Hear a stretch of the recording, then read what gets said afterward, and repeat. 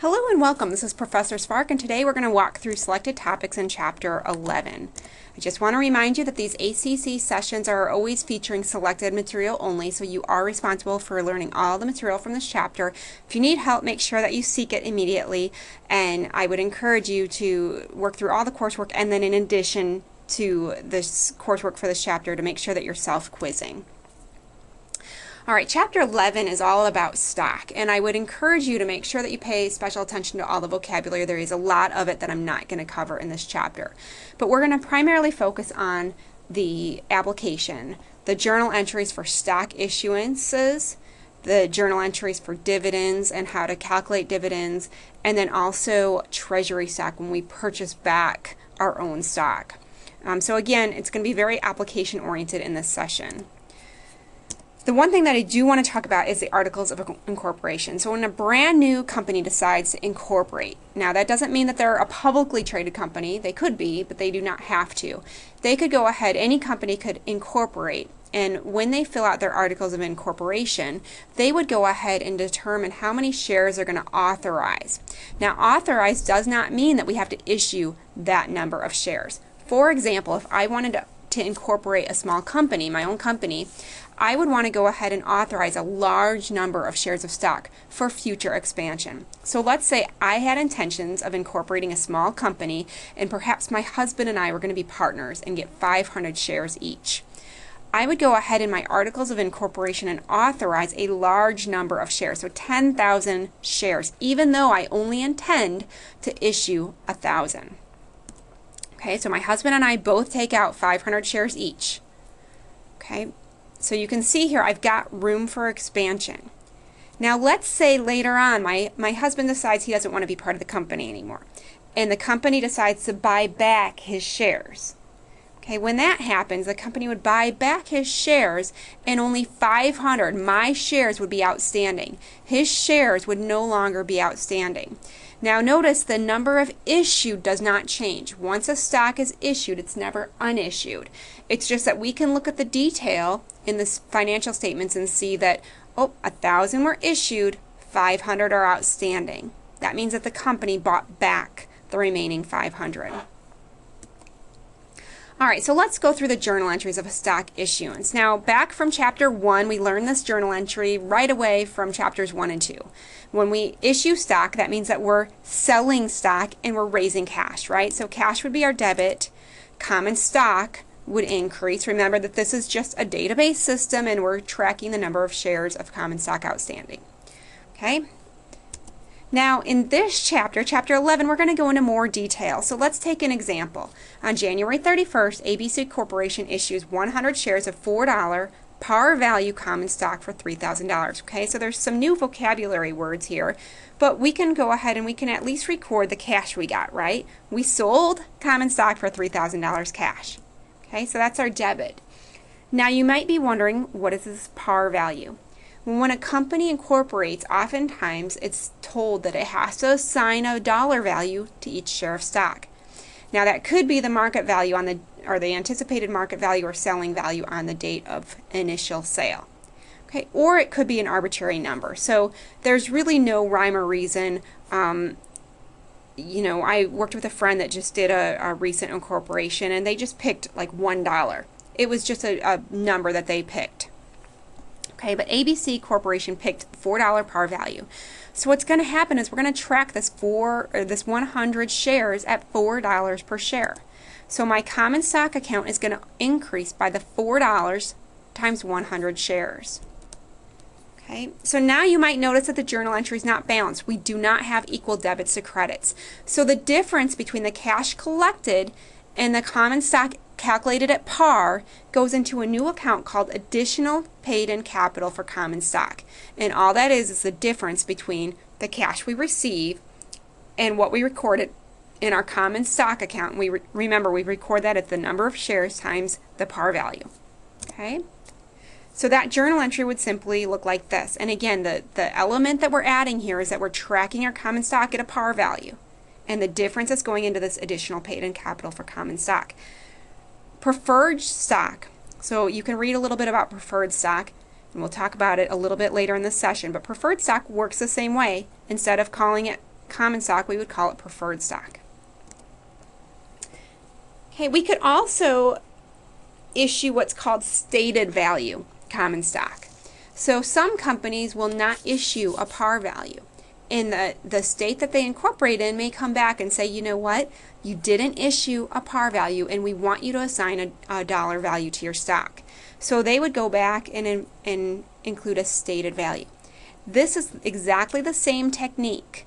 We would go ahead and record cash at how much was collected. So we sold, in this example, we sold 200 shares of $5 stated value stock for $1,500. So how much cash did we get?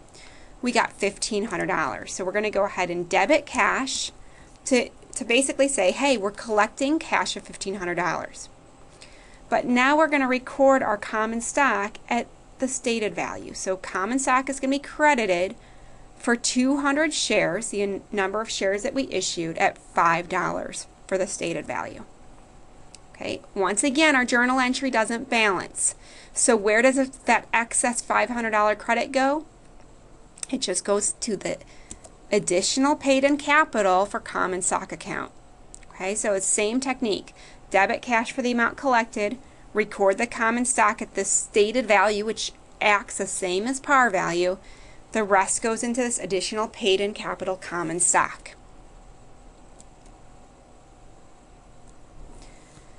Okay, and then finally there's, in certain states, they do not require a par value. So if we have an example where we've got here 123 Corporation issues 300 shares, no par stock for $10 per share, this operates the same as we learned in Chapter 2. Okay, so you would debit cash for 300 shares times $10 per share, the selling price of the stock, and we would credit common stock. Okay, so no par stock acts exactly the same way that you learned it in Chapter 2.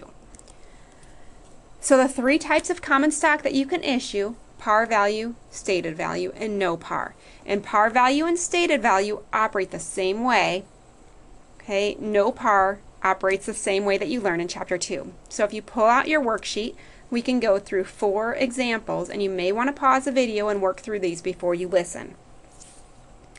So this says, prepare the journal entry to record Javante's company's issuance of 6,000 shares of common stock, assuming that the shares have in letter A it says $2 par value and they sell for $10 cash per share. Okay, so first calculate how much cash did we get. We sold 6,000 shares at $10 per share. Okay, so we increased cash by 60,000. Now you want to credit common stock, but now you're going to record it at this $2 par. So you're going to record common stock, $2 par. So 6,000 times $2 is going to be 12,000. So now that your journal entry won't balance, we need to go ahead and record the rest to additional paid in capital. And see, you can see I just have it shorthanded here. So APIC, right? Additional paid in capital for common stock, and that's just the difference.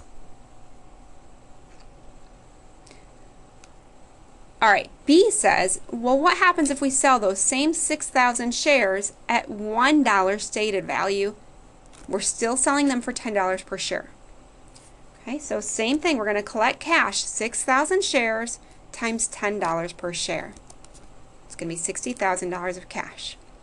Now we're going to credit common stock, but it's got a $1 stated value. So we take that 6,000 shares times $1, $6,000. Our journal entry doesn't balance here, so now we have to take the difference between the cash collected and common stock that we're recording at a $1 per share stated value, and we're going to put that to additional paid in capital for common stock. So 60,000 less 6,000 is 54,000. All right, letter C says, well, what happens if the stock has neither par nor stated value and sells for $5 per share?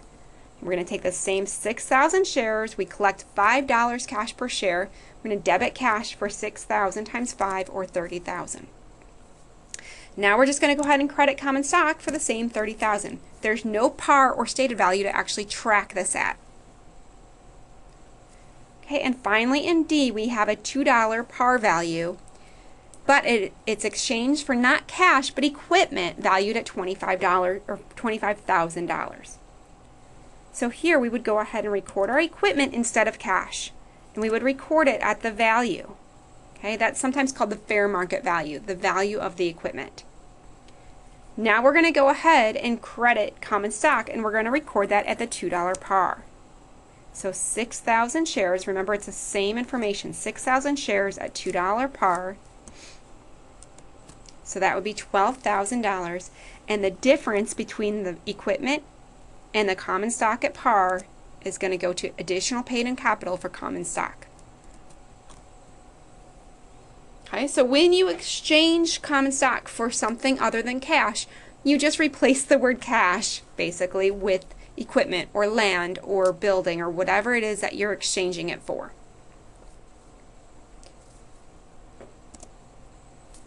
All right, the next thing that we're going to talk about is cash dividend. And remember, we talked about this in chapter 1 and 2 and 3. Okay, so in earlier chapters when we recorded a cash dividend, remember that means that we're paying our shareholders cash, right?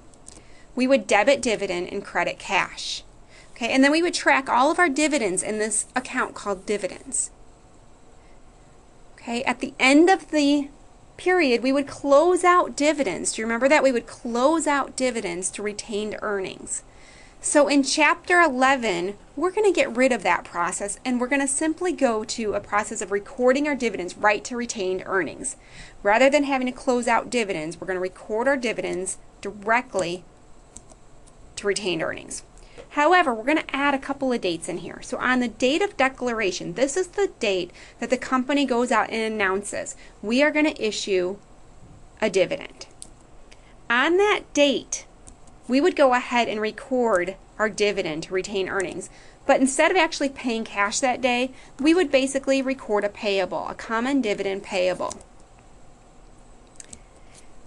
Now, when we declared our dividends, we would say, okay, as of, I don't know, September 15th, we're going to go ahead and record who gets the dividend. So that's called the date of record, and there's no journal entry required on the date of record. It's an administration date. On this day, we have people collect all the names and addresses of people that own the stock. Okay, and then on the date of payment, this is when we pay the dividend. So we would debit or close out common dividends payable and credit cash. Okay, so these are the two journal entries for paying out a cash dividend. The day that we promise it, we debit retained earnings and credit our common dividends payable. And then on the date of payment, we debit that payable, close that payable, and credit cash. So let's look at your worksheet. On your worksheet, you have Fletcher Corporation here that declared a $5,000 cash dividend payable to common stockholders. Okay, so remember, on May 15th, you're not actually paying it. You want to record it, and we're going to record it right to retained earnings, and we're going to credit a payable account, common dividends payable. Now, what they're not telling us is sometime between May 15th and June 31st, we would have had a date of record. Okay, that would be the date that we collect all the names and addresses of who we're going to pay. And then on June 31st, when we pay the dividend, okay, so what are we doing here? We're crediting cash, and we're closing out the payable. So we would debit the payable to close that out, and we would credit cash. Okay, the next thing that we're going to do is talk about stock dividends. So sometimes companies issue not cash, but they give current stockholders more stock, and that's called a stock dividend.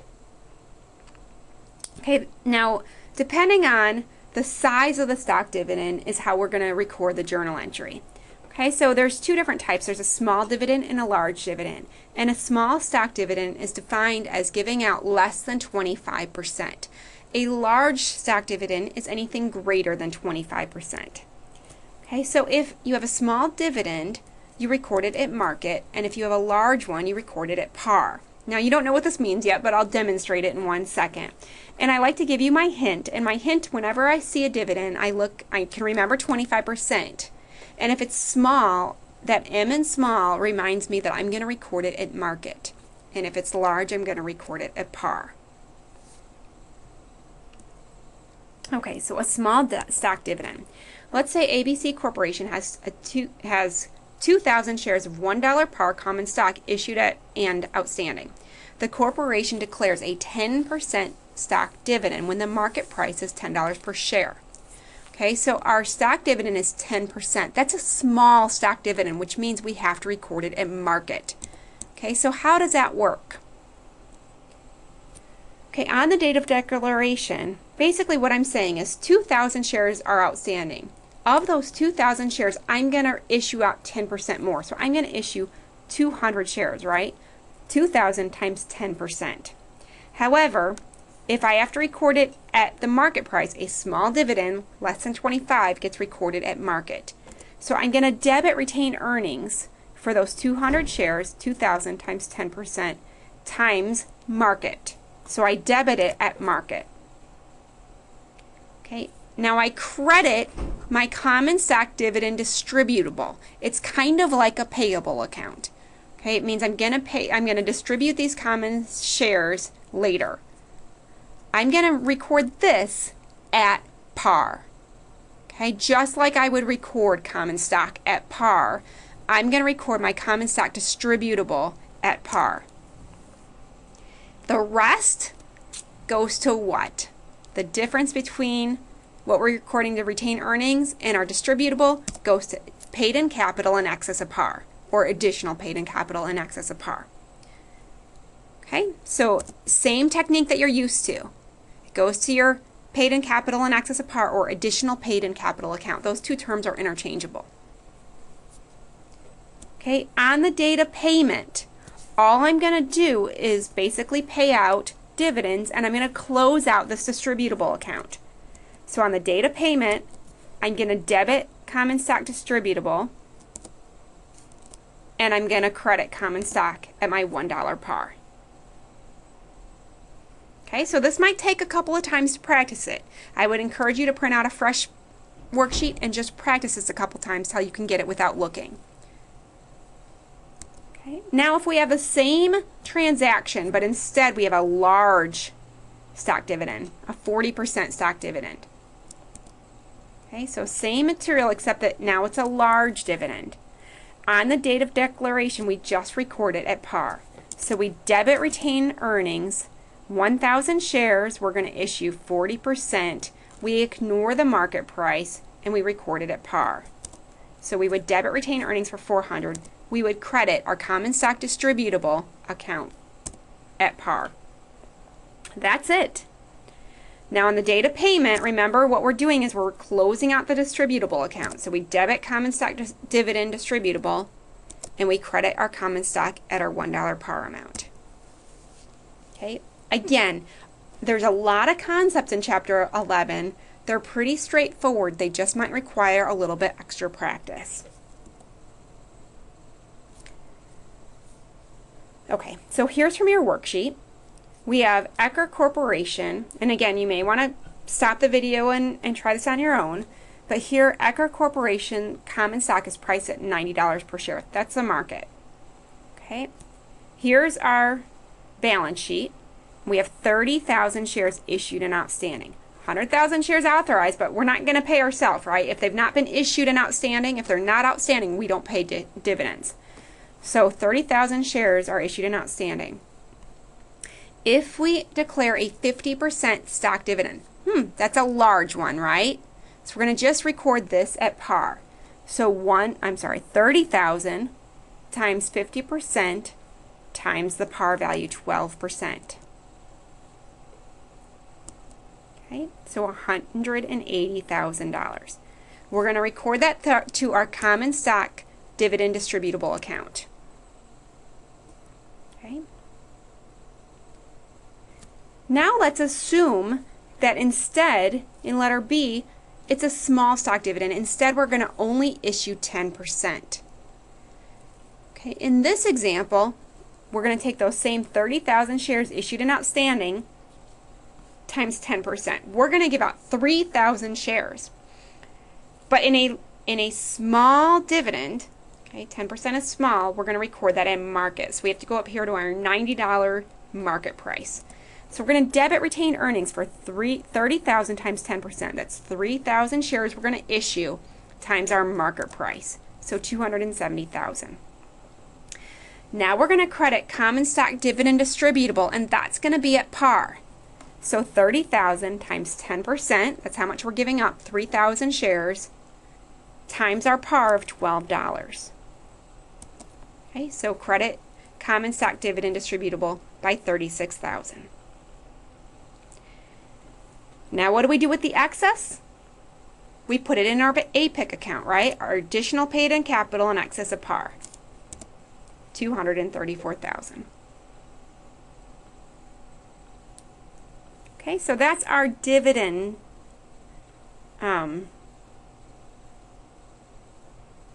stock dividends. I'm sorry, this is for stock dividends. Now I do want to talk to you for a minute about preferred dividends. So preferred shareholders basically have priority over common shareholders. So if you buy a preferred dividend, what that basically means is you're going to get your dividend payout before common shareholders. Okay? So there's a term called cumulative versus non-cumulative preferred shareholders. And cumulative shareholders, basically what that means is if you don't get paid in any given year, the next year a cumulative preferred shareholder will get paid anything, they'll get paid back for anything that wasn't paid in previous years. That's called dividends in arrears. A non-cumulative preferred shareholder just basically loses any rights during an unpaid year. So let me demonstrate this. This is from your worksheet number 4. Stockholders' equity of Ernst Company consists of 100,000 shares of $5 par value, 8% cumulative preferred stock. Okay, that means that they're going to get any year that they don't get paid a dividend, the next year they'll get paid back. Okay? And they have 200,000 shares of $1 par value common stock. Both classes of stock have been outstanding since the company's inception. Ernst did not declare any dividends in the prior year, but now it declares and pays a $110,000 cash dividend during the current year. Determine the amount distributed to each class of stockholders for this 2-year company. Okay?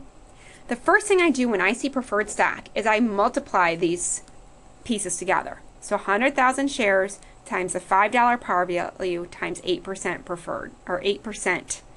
Okay, that means that every year, since it's cumulative, every year we're basically going to give preferred shareholders $40,000. Okay, not per shareholder, but in aggregate, we're going to give our preferred class $40,000.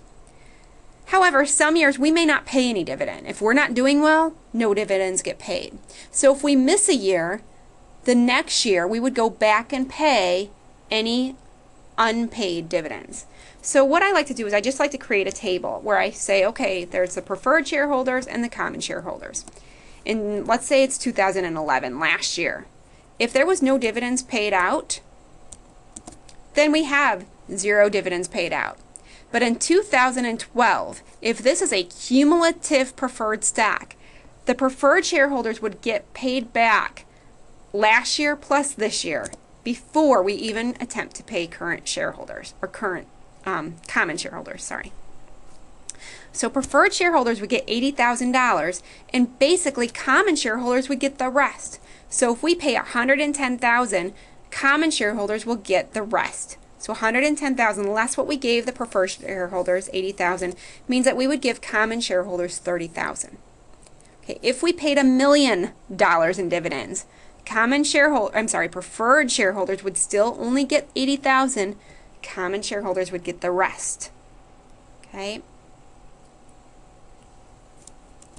So our totals would just be 80 and 30. Next year, preferred shareholders, if we paid out more than $40,000, preferred shareholders would get their whole $40,000, common shareholders would get the rest. Okay? It's as easy as that.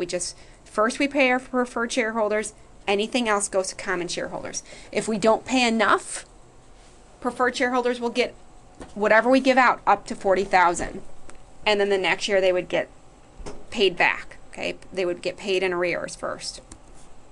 Okay, if these were non-cumulative shares, okay, we would make the same table, and the only difference is we don't pay backwards. Non-cumulative doesn't get paid backwards. So preferred shareholders would get their $40,000, and of the $110,000 we paid out, the rest would go to common shareholders. Okay? That's the only difference between cumulative and non-cumulative preferred stock. Okay, Okay, final topic we're going to talk about in this session is Treasury Stock. So Treasury Stock basically is when the company buys back its own stock. And now basically it's called Treasury Stock. It has the opposite balance as a common stock. So when we buy it back, we're going to debit our common stock and credit cash. So let's look at an example. On May 3rd, Incorporation purchased 1,000 shares of its own stock for $3,000 cash. On October 3rd, Brickman reissued 100 shares of this Treasury stock for $500. Okay, so we would debit Treasury stock. Now remember we paid $3,000, but it's really important to figure out what was that cost per share. So $3,000 divided by 1,000 shares means that we paid $3 per share. Why is that important? Because any previous par value or stated value gets zeroed out. We are going to record this Treasury stock at the new cost. So this Treasury stock kind of gets a new par value. It's not called par value, but it acts the same way as par value does. This Treasury stock now is recorded at $3 per share. Okay, and we would credit cash. Okay, this is, we bought back our own stock. Now on October 3rd, when we sell 100 shares, okay, remember we're getting cash, so we're selling 100 shares for $500. So we're going to debit cash for $500. But we're going to credit Treasury stock because we're going to now record this at $3. So 100 shares at $3 is going to be $300. The difference between what we got in cash and what we tracked our Treasury stock at, and again this should be 100 shares at $3, the difference is going to go into what account? You guys know this, it's at paid in capital account. So paid in capital for Treasury stock. Okay, so go ahead and take an attempt at your worksheet. You can pause the video or follow along. On May 3rd, Incorporation purchased 6,000 shares of its own stock for $36,000 cash. Okay, let's stop there. Let's record that entry on May 3rd. We're going to debit Treasury stock. We just bought back our own stock. It cost us $36,000. Okay, again, it's important to figure out what is the cost per share. So $36,000 divided by 6,000 shares means we paid $6 per share. Okay, why is that important? It just replaced our par value. Okay, on November 4th, Zerbal reissued 1,000 shares of this Treasury stock for $8,500. What does that mean? It means we sold this Treasury stock and got $8,500 in cash. So debit your cash for $8,500. Now we're going to credit Treasury stock at this new, I don't know, I want to put quotes around it, par value. Okay, the cost basis. 1,000 shares times $6 per share is $6,000. What's the difference? $2,500, and it goes to what account?